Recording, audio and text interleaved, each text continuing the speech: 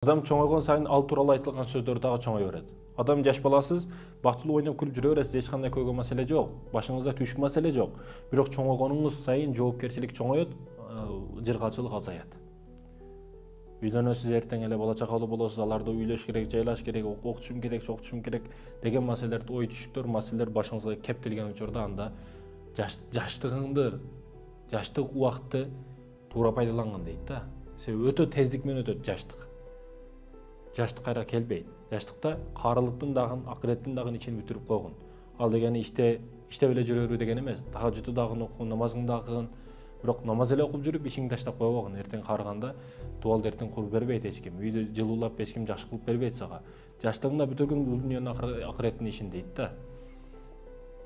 Жашаган учурда урматтуу мекендешим эч качан өлбөчүдөй. Бетондорун дагы сонун кылып, астыга чейин казып, сонун кылып үйдү куруш керек. Бузулбай турган кылып. Ибадат маселесинде эртең өлө тургандай Кудайдан коркуп ар бир нерсени ибадат кылыш керек. Адам бийиктеген сайын ошол мен айткандай сөздөр дагы ал тууралуу көбөйө берет. Роналдо Куран окутат деп, мисалы чыгат. Роналдо Палестинага мындай жардам берди, мусулмандарга мындай колдоо көрсөттү, мусулмандардын ыйык жерине барды деп ар кандай сөздөр чыга берет да. Сиз бүгүн кимди колдоп атасыз? Макул, Роналдо дагы, Месси дагы мусулман эмес. Бирок Месси кимди колдоп атат? Роналдо кимди колдоп атат? А сиз бул жерде туруп кыргыз катары кимди колдоп атасыз? Анын билинбеген менен колдоочусу көп. Чүңү? Ошондой экен, урматтуу мекендештерим, кимдин артында турасыз, ага кимге болеть этип атасыз, кимге топ ыргытып атасыз? Ошолорго маани беришиңиз керек. Кимдин футболкасынын сүрөтү бар, кайсы компаниянын реклама кылып жүрөсүз, ага маани беришиңиз керек.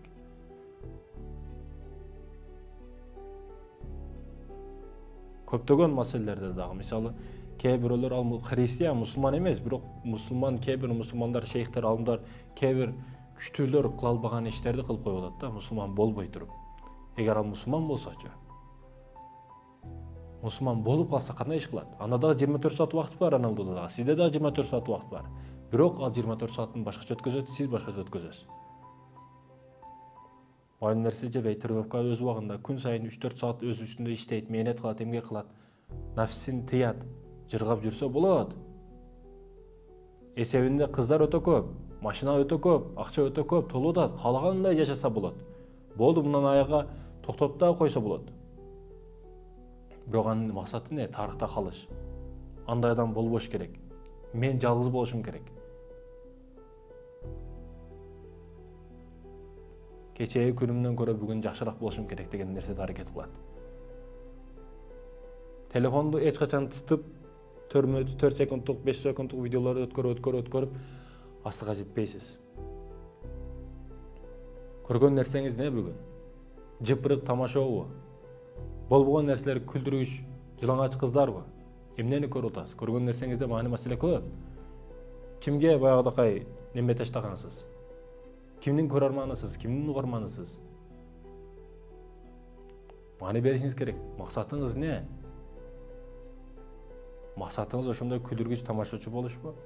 Артист болушпу? Бул көрүш жаатын текшериш керек.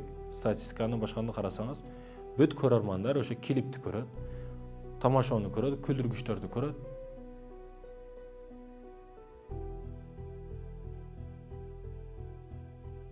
Кимди колдошту билишибиз керек.